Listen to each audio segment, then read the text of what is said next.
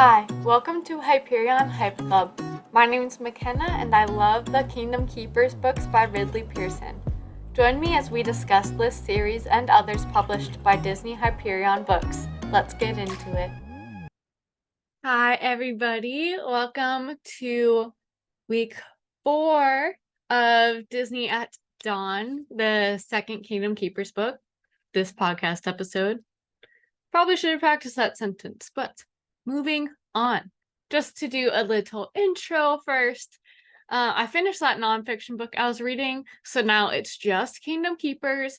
Of course, right after this, I'm going on a walk and starting listening to the Chalice of the Gods, the new Percy Jackson book, on an audiobook. It's my first time not my first time doing an audiobook, because you know how Cracker Barrel has maybe, I don't know. They have audiobooks that you can rent and then you can return it at any other Cracker Barrel. My mom and I used to do that. So I guess I have listened to audiobooks before.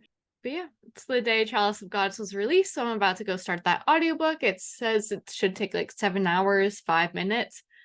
So I'm very excited about that. Okay, so Ridley Pearson, he posted a reel and TikTok of him finishing the third Inheritance book, aka the final Kingdom Keepers book. He wrote in all caps, "The end," and I was like, oh my gosh. And it's so weird because obviously the second book hasn't come out yet for that, so he's done the third, and that just goes to show how long the editing process takes and everything. Obviously I'm sure there's still plenty of editing to do with that book, but wow, oh my gosh, it's coming to an end. Anyway, so I went to Disney last week when I'm recording this, and the day I flew down there was actually the day there was a Bear in Magic Kingdom by Big Thunder Mountain Railroad, and that had half that whole side of the park was closed for part of the day, and then that whole back area of Frontierland was closed for quite some time. So interesting. Obviously, they got the bear safely out. No one was harmed. The Florida Fisheries and Wildlife Conservation Commission came in and took care of things. So that's all good. And then also on that trip, I had some family visiting from the West Coast. And it's been 10 years since they've been to Disney. I think they said 9.5 since they've been to Disney World. And about that long since they've been to Disneyland, even though they live in Oregon. But they have got some money and they decided to do VIP tours. And one of the days that I was at Disney, they invited me and my mom on their VIP tour. We did all the rides in Hollywood Studios except for Star Tours, and then we did we did some rides twice: Toy Story Mania, Tower of Terror, and then we went to Epcot and we did Frozen, Test Track, Guardians, Remy's Ratatouille Adventure, and then we went back to Hollywood Studios and did Rock and Roller Coaster again. That was the end of the tour. There were plenty of snacks included, and water, any kind of drinks you want. But yeah, it was a great experience. I think it's not really something you have to do if you go all the time, really, because I get plenty of satisfaction from just going leisurely, taking my time at Disney, and still riding everything once in a while. I pretty much ride every ride at least once a year, which is all I really need. But if you're like them, you have the means to do it, and you only come every 10 years or something, then I think that it would definitely be something worth spending money on. Just make sure you have a substantial meal plan for before or after. You can obviously eat during, but that is a bit of a time suck, and you are paying per hour with a 7-hour minimum. So just keep that in mind. Every tour is one price for anywhere from 1 to 10 people. And then if you want to add more, then the price goes up. But yeah, it was very cool, very interesting. Our tour guide, Brad, he says he's the pretty Brad because there are 3 Brads. He was great, very fun. And yeah, definitely a fantastic experience. They said they would try to, since I wasn't joining them on their second and third days of the tour, they said they would try to get me one of the VIP pins. So, because I collect pins. So hopefully I get that, but it's okay if I don't. I still had a great experience and I'm so thankful that they invited me to that. And actually, right after that, my mom and I went to like the annual pass holder shopping thing at the ESPN Wide World of Sports. Things were definitely a good deal. I didn't find anything that I wanted. Well, I did get a 10-pack of Hawkeye pins because the 10-pack cost like $6.40. So plenty of good training pins now. I've got and Hawkeye's also my favorite Avenger. And I gave like 2 of the pins to my of my relatives who were there were 2 like younger boys, one's preteen, one's a teenager. So I figured they might appreciate the pin, so I gave them 2 of them. Yeah, I'm keeping one for myself. My older sister's fiance wanted one, so now I have 6 to trade, which is still pretty good. But yeah, I think that is all that I have for the intro. Now to cover chapters 39 through 50 of Kingdom Keepers Disney at Dawn. For the highlights reel, Finn supposes that the cages contain Philby and Willa's DHIs, like this how the Space Mountain maintenance cage contained Maybeck while he was in Sleeping Beauty syndrome in book 1. Finn and Wayne talk strategy, both their strategy and the Overtaker strategy in Virtual Magic Kingdom. Finn was kidnapped by the chameleon lion orangutans group. Some of them had glowing green eyes, which obviously kind of means that Maleficent's controlling them. At least we can assume that. Okay, and then Maybeck confirms by shooting water at the lion that at least some of the Overtaker animals are DHIs. Finn and Maybeck lost the orangutans in Festival of the Lion King. Finn collected the return button from the talking recycling bin at the front of Animal Kingdom. Charlene uses the button to wake up Philby and Willa once Maybeck and Finn get into Philby and Willa's room at Disney's Animal Kingdom Lodge so they could get them out of there and away from the orangutans who make a reappearance. We find out that Change Rob means Chernabog is an anagram for that. So I want to know, did any of you first-time readers guess this? I know I didn't catch on to that the first time I read this book, but as I mentioned before, I stopped right before costuming and didn't come back to it for several years. I think just because I just never charged my Nook book. So I forgot that Chernabog had a foreshadowing moment in the beginning. Okay, and then we learned that under the sea isn't like the sea, like ocean kind of place, is like under the letter C, which when you look at a satellite map indicates the tiger yards. Or there's also like an M you can kind of make out on the satellite map that is under the C of the tiger yards, and that there's like a big dot at one end of the M, and that is the dinosaur attraction. Oh, wait, let me see if I can pull up an image. Okay, so I pulled up a satellite map image of Animal Kingdom. So right here, you probably can't tell, Cali River Rapids. So up here must be Maharaja Jungle Trek. I don't really see how you might make that out to be AC. I mean, I guess it does kind of go in a loop, letting you out at different areas. So the whole thing might be a C kind of. But yeah, I don't really see it. I also don't really see the M around where dinosaur is. So that's this M right here, because you can tell that this was Primeval World, RIP. This is Triceratops Spin in the waiting area. So right back here is the Dino Institute. But yeah, so that's kind of the M and stuff. I don't know. I don't really see it. But if it moves the plot forward, okay, I guess. Anyway, after they figure out that clue, Finn and Amanda face Maleficent, and we see that Amanda can levitate, and Finn also managed to scare Maleficent. And then we end the section with the keepers planning to split up into two groups. One group is going to the dinosaur control room via Virtual Magic Kingdom to see if that is where the Overtaker server is. And the other group is finding a way into the Tiger Tunnel, which is what they say is under the sea and is probably where Jez is hidden. Moving on to the sketch. All right, I've pulled up the sketch here. So we see the lizard that I pointed out before is a chameleon. So I was right, I did guess chameleon. Woohoo, I'm sure many people did. The M under the C in the is also in the satellite map, like the letter M.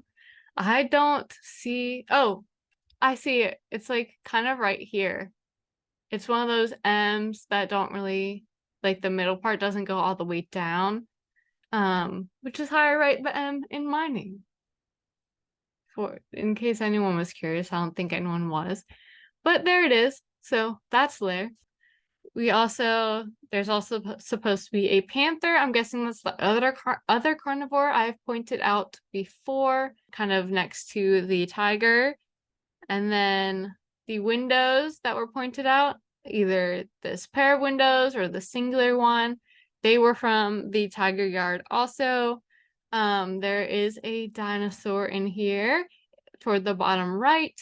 So obviously they're going to check out the dinosaur attraction. There's also some teeth. I'm not sure where those kind of play in. Those can kind of be multiple things. And then Amanda recapped what we haven't come across yet. So the gorilla in the lower left-hand corner. So it's not supposed to be the gorilla that's on crutches, obviously. That was next to the satellite map and also on that younger boy's temporary tattoo. There's also an owl on a branch. I don't see that.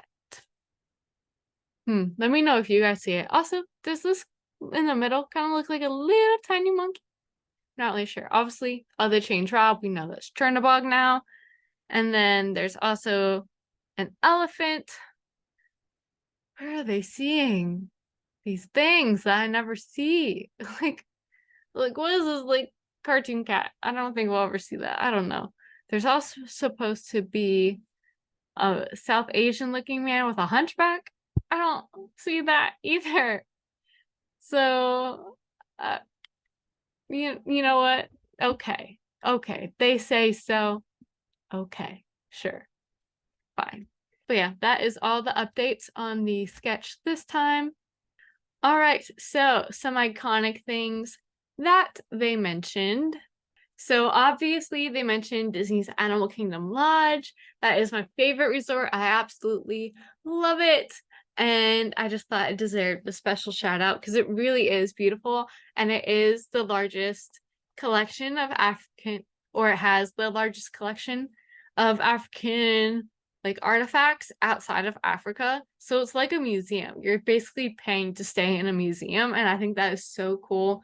Food there, top notch. I have eaten at all 3 restaurants there because, again, it is my favorite place. The animals there are incredible. I did stay. I was so fortunate to stay there last year for almost a full week. Absolutely incredible. Well worth it for me, an animal lover who just spends so much time looking at the animals. Like there was a flamingo pool I literally sat next to for like 30 minutes and it felt like 5 or 10 minutes maybe. And it was just incredible. I loved it. I got so many great pictures. And so many great memories. Like easily by far the best place I've stayed on Disney property or off Disney property. I do stay off a lot too. And then they also mentioned the talking recycling can that used to be at Animal Kingdom. So here is Pippa, I guess is the name. Yeah, I thought that was so cool. I thought it's a great interactive way to get kids really involved and into recycling. It looks like she also had like a yellow variation and stuff. And while Pippa is no longer around, there is still a talking trash can in the Odyssey building in Epcot. I totally forgot that there was still one around, because I think there also used to be one in Magic Kingdom or something that would also have like a pin board or something. But yeah, if you go in the Odyssey building at Epcot, which there's usually one of the festival booths in there. Right now it's like Brew Wing, right? Yeah, with Beaker and Dr. Bunsen Honeydew. Beaker's my favorite Muppet. I am Beaker. Okay. Kind of, not really. But I feel like I am Beaker. Like if I'm a Muppet, I'm Beaker. Anyway, so yeah, I thought that was cool that they mentioned that. Now on to some random comments. I like Finn's mom even more now that we know she volunteers at a vet clinic. So far, she has shown herself as a strong, smart, honest, and kind woman. So you gotta love it. I also love that Ridley Pearson put in from the tour guide that Disney is involved in wildlife rescue efforts and implies that they do rehabilitation work as well, which is just absolutely incredible. I know in the show The Magic of Disney's Animal Kingdom in season 2, they do talk about their rehabilitation efforts with cold stunned sea turtles and manatees. So I think that is great. And I want to pull up some pictures because they are so cute. Wow, I'm sharing my screen a lot this episode. So here are some of their cold stunned sea turtles. Yeah, a lot of them are like rescued by New England Aquarium and places like that, and then shipped elsewhere thanks to the charity Turtles Fly 2, which is a nonprofit, and it has like I think over 300 pilots at this point, and they volunteer their time, their planes, their fuel to take sea turtles as quickly as and safely as they can down to other rehabilitation facilities around the country. So I think it's absolutely great. I think the furthest they'll drive an animal, they said, is Baltimore, which has the National Aquarium. But yeah, great organization. And I love that Disney plays a role in the annual cold stunnings. I think over the last 5 years, I want to say, the average number of cold stunned sea turtles that wash up, usually in Cape Cod, is around 750. So lots of places need to help out. And while not all of those turtles are fortunately alive, they're not fortunately alive, like a decent chunk. That still leaves hundreds that need rehabilitation. And I think it's great that Disney plays a role in that. And then also manatee rehabilitation. There are only 8 facilities now in the US that will take manatees. For a long time, it was 7 facilities, but Georgia Aquarium started taking manatees last year in 2022, and they are at an offsite facility. So the public never see them or interact with them, or really, they don't always know that Georgia Aquarium's doing that great effort. That's actually where I work. Hello, I work in that facility. Fun times. But yeah, it is great stuff that Disney plays a role in, and I love that you can kind of see that stuff in Magic of Disney's Animal Kingdom. Okay, and then my last random comment is that Philby totally dissed Dinoland with the exception of Dinosaur, and I'm offended. It's fantastic. And if you listened to the first episode from the season, you'll know about my mixed feelings regarding the retheming of that land. It is a fun and fantastic place, and while, again, kind of bittersweet about the retheming because I'm excited to see what animals come. All that's in the first episode, whatever. It is a fun and a fantastic place, and I will not let it be insulted. No. Oh, I should point 2 fingers. No. Okay. Anyway, moving on to random questions. When Philby went to meet Wayne in Virtual Magic Kingdom, there were other, for the second time, there were other avatars present in the Central Plaza. Were they park employees, overtakers, potentially? It was never commented on. I think that's odd, because Virtual Magic Kingdom is supposed to be closed. And it sounded like it was originally intended for cast member use, and then it became a public thing. So did cast members like security people go back to using it after. I don't know. Okay. This question is definitely for you guys. Did you ever have any odd collections on par with Maybeck's lizard tail collection? Which, to be more specific, he was collecting tails of anoles, which are the little tiny guys you see running around all over in like Disney World and stuff. But yeah, did you guys? I didn't. I collected like bottle caps as a kid. I collect pins now, Disney pins. I don't really think I collect anything else or ever have. I mean stuffed animals, of course. You know, Webkins, all that jazz. But yeah, nothing like that. I don't know. I'd be curious to hear though. Absolutely no judgment. I mean, you're kids, you're curious about certain things, and sometimes they may seem weird, but you know, whatever. We've all got our quirks, which might as well appreciate them as they are what makes us unique. Okay, next question. Why didn't Charlene circle around the bat enclosure the first time as opposed to going in to approach her from backstage like she is in this section? Like maybe she didn't know she could approach it that way by like going around the bat enclosure rather than into it. I don't know. Okay.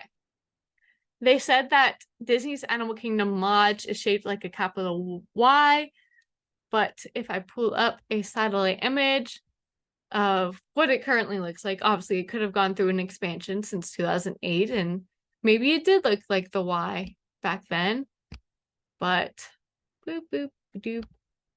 Okay, so I think this is the Y. No, is this the Y they were talking about? So, okay, yeah, that makes sense. This is the Y that they were talking about in the image. So, are these two at the bottom new? Like, kind of at the front entrance, those wings right there? I don't think that they would be new. But yeah, I wonder if they were there. I mean, I still guess you could call it like a Y shape. It's kind of, to me, it kind of looks like an X chromosome, just from my science nerd self. But I guess a Y is like a decent way to still describe it. But yeah, I just thought I would pull up that image and share it with you guys. Maybe get some, I don't know. It was just something random for me to comment on and question. So yeah. Okay. Last question. Hold up. Charlene was standing on a log in her stilts, and they're so nonchalant about it. Like I would be like, I'm going to fall, like the stilts are just gonna roll off that log, and I'm gonna be a goner. I'm gonna make a big noise. I'm probably gonna hurt myself since I'm next to these like stone walls or whatever. But yeah. And everyone's like, yeah, she's standing on the log in her stilts. And it's like, what? Safety? You guys are at the age where you are starting to consider safety, at least. Maybe not. I mean, somewhat a little bit. These guys for sure. Safety's gotta be on their mind. But maybe not safety in that kind of way. Maybe just general protecting themselves from overtakers. Because this is going off on a bit of a tangent. So I watched the East family on YouTube, like Shawn Johnson East, and her husband and their children and stuff. And they were talking about like the general age of Olympic gymnasts, how they're usually really young, like, you know, around 16, 17, 18, or they're in their late 20s. And it's because when you are like in high school age and younger, you have a lot less fear about what could happen. So you're more willing to do those daring stuff. And then there's not a lot of people around 20 or in their like early mid 20s who do it, because that's the age where they're like, they don't really know how to kind of cope or handle that fear, and like push past it. But then you see gymnasts come back in their later 20s and they're like, I'm ready. Like, I've learned how to push through this and to be confident in my skills and ability. And I think I can still do these things and stay, you know, somewhat safe. They're not going to try something random without prep or anything. And I see all the time in cheerleading how young kids just flop around everywhere. And I'm just like, stop it. Please stop it. Like, you are going to hurt yourselves. Oh, I've never even landed a round off handspring tuck on the floor. And then all of a sudden, you're like doing fulls on the trampoline for the first time, and you're like landing like on your shoulder or something, and you pop right up and you're like, let's go again. And I'm like, excuse me, what? I feel like feel like I carry that like fear that I could get injured at a much younger age than a lot of other people. And who knows, maybe that's why I've never broken a bone, knock on wood. But yeah, I don't know. Okay. Anyway, to conclude this episode, I had a bit of a realization or thought, like just something I want to say. The first book is like the pilot of a show. I'm rewatching Gilmore Girls right now, which is why I'm thinking about this. The author is figuring out the characters and the settings as they go, and some things may change by the second episode, or book in our case. That's it. That's the end of my semi-profound, if at all somewhat profound thought. But yeah, I hope you guys join for next week, the last episode of the season, at least covering Disney at Dawn. I don't know when different book reviews will go up quite yet, but we are doing chapter 51 to the end. Who is excited? I'm excited. Yeah, and then, we take some time off, read some other books. I'm definitely going to be reading, I think I said this before, I'll definitely be rereading The Ballad of Songbirds and Snakes before that movie comes out. Yes. But yeah, I will see you guys next week. Hope you have a magical week. And yeah, I'm excited to finish this book. Yay! Thank you guys so much for listening to this episode.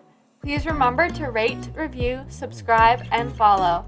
Also, please chat with me and other members of this club in the comments of the YouTube video. My other social media information and a link to the Long Distance Sisters podcast I am also part of will be below. Back in a whack.